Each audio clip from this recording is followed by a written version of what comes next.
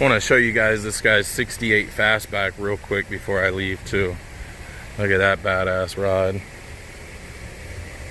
So he's had this car for I think 10 or 15 years, he said. He's 4-linked it, he's mini tubbed it. He's got some mini tubs back here. A little bit of sheet metal work.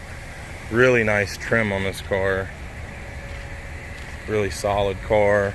I don't know if he put quarter panels on it or not, but it's a really nice car. Let's see if I can show you the interior. It's kind of hard to see in there, but you see the trim's all really nice on the car. There's a shot of the interior there. It says the car has been a race car most of its life, so that's why it isn't too bad. That's why it's still in pretty good shape. There's the frame and the strut towers.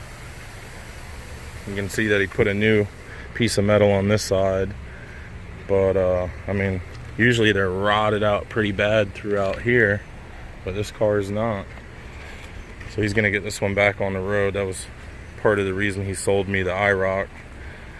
But just wanted to throw this in on the video so you guys could take a look at it too. Pretty badass, I think. Alright, well, back to work for me.